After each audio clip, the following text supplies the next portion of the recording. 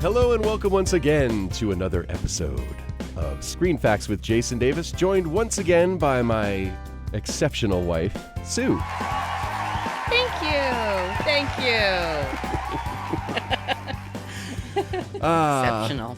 And as we teased last week at the end of last week's episode, today we are going to discuss another cult comedy classic, the 1979 film directed by Ivan Reitman, Meatballs. Are you ready for the summer? Woo-hoo. I am. Yeah, we figured because school is winding down and summer camps are going to be starting up for a lot of kids, this was a good movie to discuss this week. Did you have any summer camp experiences yourself? I did not. Not a lick. None at all, huh? No, and I always thought it would be so cool, especially the overnight camp. Yeah. I don't remember ever doing an overnight camp when I was a kid. I do have a couple of memories of day camp. Okay. There were a couple of different camps that I went to. One was called Camp Veritans. Okay. It's over near William Patterson College. That much I remember. But I can't remember which town it is in New Jersey. My one big memory of going to that camp was there was one day I just didn't want to go. And I can't remember exactly why. I don't know if it was because I was having problems with a bully at the camp or I just didn't want to go for whatever reason. And my mom bribed me with a pack of Happy Days trading cards. Wow. Wow, that is pay dirt. Yeah. I would go to day camp for that. Yeah, I mean, back in the 70s, Happy Days was where it was at. I mean, the Fonz was everything to me when I was a kid. So the other day camp experience that I remember was the Wayne PAL day camp. Oh, okay. And we went to an event there recently to the building. And I was just all kinds of memories came flooding back for me a little bit. There were two things about that camp. They're random memories that pop into my head. Actually, three things. Okay. One, it was the first time I ever saw video games. They had an arcade there. So I remember seeing Space Invaders and Asteroids and just being blown away by that. Wow. That's really showing my age, right? Oh, I'm right there with you. Yeah. The other experiences, I remember two things. One was a watermelon seed spitting contest. Yes. We did those just at family parties in the backyard. Right. But it was more fun against other kids. Oh, so, yeah, definitely. sure. And I also remember doing a bazooka bubblegum blowing contest. Oh. And the funny thing about that was I did the contest. I wasn't really supposed to be chewing gum. And I entered the contest and I either won or came in second or something. And there was somebody from a newspaper there that took a photo of me. Oh my gosh. So I was busted. Oh. Yeah. The fame, the notoriety. Yeah, but that's those are my camp memories that came to mind. That's very cool. Now, with the bubble gum, was it the size of the bubble, or was it a bubble in a bubble, or what won it for you? It was the size of the bubble. Okay. It was the size of the bubble. Because I know you can also blow a bubble in a bubble. Yeah, I never did do the bubble in a bubble in a bubble. I know. You've been saving that for a special occasion. Tommy told me to save that for a special occasion. And it just hasn't come yet. Oh, boy. We'll have to think of a special reason to do it. Oh, 8th grade graduation. Ooh. That's pretty important. So, Meatballs. Yes. Enough of my camp experiences. Let's talk about Meatballs. What a fun movie this is. Oh, my gosh. One of my favorites. And again, one of the few movies that I do quote. The amazing thing about this movie is that it was made for next to nothing. It's been out for, more than 35 years. Mm-hmm. And it holds up amazingly. I think so, too. Again, I go back to what I've said in past episodes, how movies from that time period, late 70s, 80s, they just were made really well. Good writing. Mm-hmm. It didn't even have to have a lot of flash for it to be good. Oh, no. And I know some people say, oh, it's dated because it's from the 70s. But you know what? The 70s were awesome. It's fun to look back and see like the tube socks and yeah. I mean, I always say to Tommy, for me, the 70s were all about pigtails and tube socks. I mean, that's what it was all about. It was so cool to be a kid in the 70s. It was a fun time. We sound really old when we talk like this, but it was such an innocent time back then. The 70s. You could go out all day and just come home in time for supper. Yep. And you were fine. Yep. There's just too much information for kids nowadays with the internet and stuff. Mm-hmm. I mean, I love technology, don't get me wrong, but maybe that's why movies don't have that kind of appeal anymore because it's all about CGI and I mean, to see a group of kids out having fun and doing stuff all day and none of them has a phone on them, I find that quite refreshing. Exactly. So Meatballs released June 29th, 1979 in the U.S., A Canadian production, actually.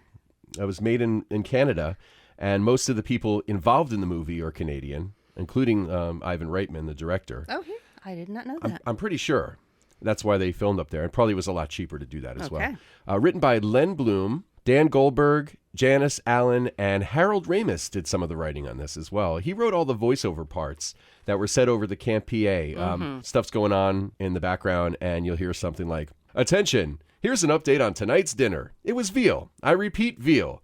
The winner of tonight's mystery meat contest is Jeffrey Corbin, who guessed some kind of beef."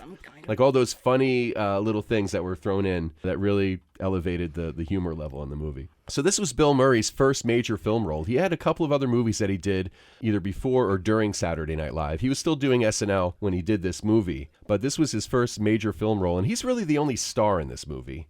As far as people that anybody would know. Most of the other actors, as I mentioned, were Canadian. They've done, a lot of stuff in Canada, but not really a lot of stuff in the U.S. This was also the debut role for Chris Makepeace, who appeared in My Bodyguard a year later with Matt Dillon. That's right. Which was another big movie and for him. what red-blooded American 8th grade girl did not just think Chris Makepeace was so dreamy? I thought you were going to say Matt Dillon, actually. No! Most girls liked Matt Dillon back then, no? Well, but Chris Makepeace had those big blue eyes and that little mop top of hair. He was adorable. There's another interesting thing about Chris Makepeace, and this plays into something that is near and dear to me. As anybody who knows me well knows, I'm a huge Kiss fan. And Kiss put out an album in 1981 called Music from the Elder. They did. Probably their biggest career misstep. It has its place in history, as they call it, but it's not good. It's a concept album, and the music was actually supposed to be made into a movie, and the music was going to tie into that. And Chris Makepeace was actually signed on to star in the movie. Oh my gosh. In fact, he recorded some dialogue for the album that didn't actually make the album. The album was produced by a guy named Bob Ezrin, who's Canadian, so that's probably the connection. Okay, yeah. So the production dates of Meatballs, February 1974 to April 1975. They filmed August 1978 to September 13th, 1978. That's Les's birthday. Ah, happy birthday, Les. Estimated budget of 1.6 million Canadian dollars. Now, I don't know back then what that translated I don't know what that means. to U.S. dollars, but probably a lot less. It grossed $43 million in the U.S., so it actually was a successful film. Yeah. I refer to this as a cult classic, but in reality, this did pretty well. I mean, this made money, especially for the limited budget that it was made for. Ivan Reitman was one of the producers on Animal House the year before. After working with Harold Ramis and some of the other people involved with that movie at National Lampoon, he actually thought he was going to have a chance to direct Animal House because he had that connection to all the National Lampoon people. But that job actually went to John Landis, who went on to direct a lot of other great comedies, Trading Places, Coming to America, American Werewolf in London, which is kind of a horror comedy. Ivan Reitman knew that he needed to capitalize on the success of Animal House, having been a producer on that. So he got together with some of the writers of this movie. They talked about some of their own summer camp experiences, and that became the script. Yeah, write about what you know. Mm-hmm. The movie was filmed at an actual summer camp, Camp White Pine in Haliburton, Ontario. It's just a few hours north of Toronto. That's right, and I think it's still there. It's still in operation, right? Absolutely. And this camp has been the scene of another production. The classic 2008 Disney film Camp Rock with our personal favorite brothers from New Jersey, the Jonas Brothers. Not quite a classic, but well, you know. an interesting little footnote there. Yeah. A lot of the scenes in this movie were written specifically with Bill Murray's improv skills in mind. There's a kind of a famous scene in the movie where he's being interviewed by a reporter at the pickup site in front of the Kmart. That reporter was played by a famous Canadian DJ whose name eludes me right now, but it was something that Ivan Reitman mentioned in the commentary. Right, and didn't he make that whole thing up just on the spot? I think he did, yeah. How did that go? Well, the one part he's talking about, but the real excitement, of course, is going to come at the end of the summer during Sexual Awareness Week. We import 200 hookers from around the world, and each camper, armed with only a thermos of coffee and $2,000 cash, tries to visit as many countries as he can. The winner, of course, is named King of Sexual Awareness Week and is allowed to rape and pillage the neighboring towns until camp ends. And I love that the DJ's like, oh, that's very interesting. Oh, thermos of coffee, okay. Yeah, he's making fun of Camp Mohawk, the rival camp. Oh, because, they have, They have all the money. thoroughbred horses for the kids to ride, right. and oh my gosh. I mean, come on, their basketball team actually had uniforms. Yeah, exactly. And they play like the Globetrotters. Exactly. The interesting thing about the movie, too, is that Bill Murray was kind of notorious for being a little flaky in terms of committing to stuff. I think he's still like that, too. Don't they say he will not sign a contract to work on a movie? I think that is true. Wow. There's probably something that has to be signed for insurance reasons. Okay. But he's very aloof. Yeah. And to this day, they actually didn't even know if he was going to show up. It was kind of like discussed that he was going to be in the movie, and they weren't even sure if he was going to be a part of it. And they were going to pull the plug if he didn't show up because it was really all about him. Right. And he showed up like the third day of shooting, and then they were off and running. And that was actually what he was wearing, that Hawaiian shirt and those red short shorts, yep, right? That was actually and he just his clothes. walked onto the set and just went with it. Yep. This is so great. So here's a little minutia for you, in case you were wondering, and I'm sure you were. The futuristic helmet that Bill Murray wears when he's making the announcements over the PA at the beginning is a toy Lunar Patrol helmet from the Tim Mee Process Plastic Division of J. Lloyd International Inc. One size fits all. Oh. Which is a good thing because he puts the helmet on Chris Makepeace. That's true. In the movie too. Chris Makepeace with all that hair, you'd have to worry, will this fit him? But one size fits all. Another interesting thing is that Jack Bloom, the actor who plays Spaz, Spaz. Jack Bloom is actually one of the casting directors, and he's brother of the writer Len Bloom. I think they said he was reading in some cases. Maybe they didn't have enough people to read a scene for a screen test, and he was reading, and he was doing great. Yeah, they said just put glasses with a piece of tape on him, and he's perfect. Yeah. And he was great. He was terrific. He's done other stuff too, but again, mostly Canadian stuff. Right. He and the guy who plays Fink, the guy who plays his friend in the movie, they had done other things together too after Meatballs. So that's kind of cool. Was this their first movie together? I think so. Yeah. Oh, they did have a great chemistry, and then it was always funny when Larry would say, Spaz, the way she looked at you when you gave her the tennis ball, she wants it. Everything was she wants it. Casanovas. Yeah. So the kids that were in the film were not paid extras. They were actual campers from the camp that was in operation when they were filming this.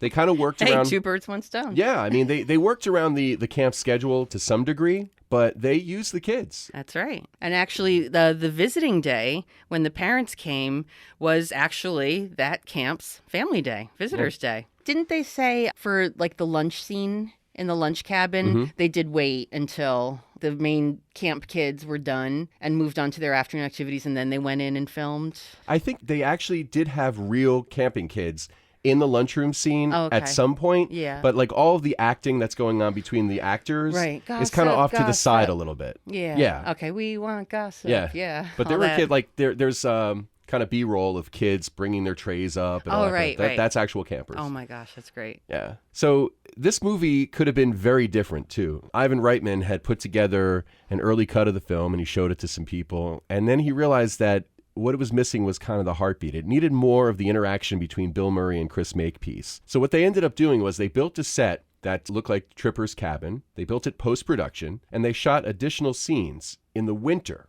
Okay, this is after they had filmed everything in the summertime. They also shot the scene at the bus station in the wintertime. Now, that'll explain a couple of things. Chris Makepeace is wearing a sweater. That's right. I thought it was just chilly that day. Yeah, and Bill Murray's wearing kind of a heavy coat as well. Yeah, sort of. Yeah. The thing to look for next time you watch the movie is because things were shot seasons apart and everything was edited together to make it look seamless. If you pay attention, you're going to notice that Chris Makepeace goes back and forth from pre-puberty to puberty and then back again. Oh, that's right. That little mustache and like his height. His voice taller. is a little deeper. That's right. So, like, for example, the scene at the bus station, he's kind of more mature. Right. And then later on in the movie, when he runs at the end in the when he's Olympiad. Doing Woody the Wabbit. Woody the Wabbit, exactly. He's the little kid again. Yeah. That's right. So you have to look for that next time you watch the movie. It's kind of cool. And didn't Bill Murray actually teach Chris Makepeace how to shave?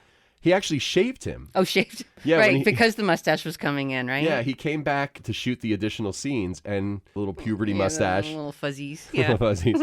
And Bill Murray put him over a sink and shaved the mustache off of him. That's your friend. Yep. That's a friend for you. There's a scene where all of the CITs get together for a social after hours. This is after the basketball game against Camp Mohawk. Oh, and Bill Murray comes in that awesome like sports jacket and the scarf or ascot or something, looking awesome. So they're all dancing, and the song that they're dancing to in the scene is actually "Miss You" by the Rolling Stones. Gonna miss you. Yeah, okay. Yeah. However, they couldn't afford to spend the $300,000 to get the rights to that song for the movie. Holy moly. Yeah, I mean, that was almost the budget of the movie, probably. Yeah. So they ended up using David Naughton's "Making It" as the song. That's, when you're seeing it on the screen, that's the song that's playing. Making it, I got the chance on. It has the same beat as "Missing You," which is very interesting because it looks like they're all dancing in time. Here's a little 6 Degrees of Separation moment. Okay. David Naughton's "Making It" is used in this movie. Okay. Which was directed by Ivan Reitman, who produced Animal House, directed by John Landis. Okay. John Landis directed David Naughton in An American Werewolf in London. Ah, interesting. Fun facts, people. These are the facts. So when we had an opportunity to watch this movie again recently, so to prepare to talk about it. And I stayed awake the whole time. I know. That's a big and let me deal. tell you, that is a rare thing. You really like a movie when it keeps you awake the whole time. That's right. There were a couple of memorable scenes that I made a note of just because I wanted to talk about them. Mm-hmm. Okay, so this is not necessarily in the order that they happen in the movie, but we'll just kind of throw them out there. So they go to Camp Mohawk to play the basketball game against the Mohawk players. And like I said before, they're playing like the Globetrotters. Mm-hmm. They have matching uniforms. Right, and they're like, our guys are like the ragtag team and whatever, They can barely even throw the ball. That's true. There's a great exchange that happens between either the CITs or there's a kid involved too. I can't remember. You were saying. I think it's because there's 2 girls. Right. And they're, watching, or they might just be watching them warm up. And, one of them says, oh, that Crockett's really cute or something like that. And then I think it's the kid in front. Was it a kid in front? Okay. So they go, that Crockett's really cute. Really cute. And the kid goes, yeah, but he can't play basketball worth a shit. And I think what makes it funny is because it's the kid saying it. Right, That's okay. That's how I remembered it. And then I thought it was really funny. The Mohawk cheerleaders are there. Also in matching uniforms. Right, exactly. Those like rust-colored halter tops and feathers and stuff. Right, and I thought that their chant was great. How did that go? Death, injury, blood, and brains. Mohawk, Mohawk, win again. Nice. Just over and over. That's great for an inter-camp basketball game. It's a little much. I love the recurring stuff that happens with Morty, the guy who is kind of the camp director. Hi, Mickey. Right. The reason they call him Mickey is because the original name for Mickey Mouse was Mortimer Mouse. Oh, that's right, Mortimer Mouse. Yeah. Oh, that's funny. So Hi, Mickey. So they could play a couple of pranks on him. It's basically the same joke, but 3 different times. Right, when the guys go and what do they strap him down to his bed and then in the turn middle of the the bed night. on its side and just carry him out and put him different places? Yeah, in the middle of the night, Bill Murray comes into the male CIT's cabin and wakes them all up. And one of them, in fact, the hardware Sleeps with his tool belt on. Yeah, That's right. you noticed that. That's right. So they get him up, and they go to Morty's cabin, and they strap him into the bed. Doesn't wake up because he's the heaviest sleeper of all time. Right. And they carry him. And it's funny because, they're like, Tripper, he's not going to fit through the door. Okay, ready? And flip. And they flip the bed, and he doesn't fall out. And they said that was a really difficult thing to film, to keep him in the bed. So anyway, they carry him out of his cabin in the bed, strapped to the bed, and they hang him in a tree. But what's funny about it, not only are they hanging him in the bed in the tree, but they hang his nightstand with all of his pills and all of his paraphernalia. And his alarm clock. Yeah. And that's the first thing they do. Right. And then there's another joke where he's, they put him in his bed on the side of the road. Oh, right. That's the family day. Yeah. Okay. So the families are arriving, and he's like in his bed, in his pajamas at the side of the road. And then at the end of the movie, again, hopefully you've seen this movie by now, so this is not going to be ruining the end for you. But he's in his bed, in his pajamas, on a raft in the middle of the lake. And, of course, the alarm goes off. He wakes up. He's all bleary-eyed, and he gets up out of bed, and he steps off the raft without looking into the lake. Into the water. Yeah. Classic physical comedy. And all of that's going on as the credits are rolling, him trying to get back onto the raft, and he eventually ends up taking off his sopping wet pajama shirt and waving it for help. So another scene that struck me as really funny was they do this overnight trip, Tripper and the CITs, where they're all, I guess, strategizing or something. I don't even know what the purpose of that trip was. It's a makeout session, Oh, isn't okay. Yeah, there's like no... I thought it was supposed to be some sort of a, they go and they strategize what they're going to do with the kids, blah, Oh, blah, yeah, blah. yeah. It's probably got some official title of the overnight, but it's just to go sit around and snuggle around a campfire. Yeah, so they're rowing in the canoes to get to the thing, and Bill Murray's singing with the ukulele, all that kind of stuff. Walla Walla, that one. Yeah, exactly. Yeah. So on the way back from that trip, 2 women are in the canoe with Fink, Larry, the big guy. Yeah. And they're rowing. Oh, that's right. He's in the middle, not doing anything. Right. I just thought that was really funny. Yep. I like some of the artwork in Tripper's cabin. There's different things written on the walls. Mm-hmm. I know one of them it's about the Olympiad, right, Okay. with Mohawk. Yeah. And it says Camp North Star will win 68, and that's crossed out. 69 crossed out. 70 crossed out. 71. Oh, never mind. And then on the bathroom door in Tripper's cabin there, it says, please flush toilet for at least 30 seconds. It's a long way to the kitchen. Ooh. The mystery meat, right? Ooh. Oh. Mm-hmm. And how about the inter-camp Olympiad when it starts? Remember the thing that we both noticed and we were like, oh my God. Yeah, because Jackie and the guy from Camp Mohawk are running with the flames to light the ceremonial torches, and the Mohawk guy spits on her. Yeah. Just like flat, it turns and pooh, there you go. Yeah, I listen, can't believe that. I never noticed that before. That's terrible. bad sportsmanship is one thing, but that's just ridiculous. Well, they were very bad sports. They cheated. Yeah, every event constantly. they cheat. Yep. I mean, and you know what? They probably didn't even need to because they did a lot of training and practicing and Well, they all had that everything kind of at their stuff over disposal, there. yeah. And they went and they go ahead and cheat anyway. After the first day, and Camp North Star is getting trounced by the Mohawk camp, Bill Murray, Tripper does the big speech in the cabin. The famous speech. It just doesn't matter. It just doesn't matter. But at some point he says, oh, they have private masseuses and this and that. Right. But that speech, if you watch, you can tell he's improvising totally. And they said he blew his voice out after a couple of takes of that because he was just yelling so loud and stuff. But if you watch that scene closely, you can see Ivan Reitman told the other actors, just react to whatever he says or does. Oh, sure. And you can see genuine reaction, and you could see that they're genuinely laughing at how funny Bill Murray is in that scene. You can tell that they're totally caught off guard by what he's going to say. It's not planned. It's pretty awesome. Surprisingly, the cast and crew of this movie never reunited after production of this. Wow. Once they were done, that was it. Okay. They reunited for the first time last year for the 35th anniversary. It was to benefit a charity called Action Against Hunger Canada. Okay. So pretty cool. Sadly, a couple of people from the cast weren't able to be at the reunion. Keith Knight and Peter Hume, who played Fink and the Stomach, they died exactly 2 months apart in real life. They were the ones who were in the hot dog eating contest scene. Right. With Bill Murray behind Fink. You can beat the stomach. You can beat the stomach. You know what's really funny about that scene? For years, every time I saw this movie, I never realized that the other guy was the stomach. I know. I thought he was beating his own stomach. Exactly. I thought he was saying, "This is the you're not going to year." throw up. You're going to do it. Exactly. Exactly. But it turns out the other guy was named the Stomach. Right. So Keith Knight, who's was Fink, he died of brain cancer on August 22nd, 2007, Mm-hmm. and Hume died October 22nd, 2007. So exactly 2 months apart. Amazing. And at the time of his death, Hume weighed over 400 pounds, so I would assume that's what contributed to his passing. Wow. According to Flickster, the famous movie app, a remake of Meatballs was in development in 2010. A Lionsgate production, John Whitesell was named the director with the screenplay to be written by John Morris and Sean Anders. Now, at this point, I don't know if this is seeing the light of day or not. I don't know. A remake of Meatballs? What do you think? Are they going to make it modern? Because part of the charm of it for me is that it takes place in the 70s. True. Now, if you have something like this and you're going to make it to modern times, I would think half of it wouldn't even work. It would have to be completely rewritten. Well, I think part of the problem is that when these kind of movies come out nowadays, they just up the raunch factor. That doesn't bother me personally. I'm not offended by anything like that. And I think you can get away with more too.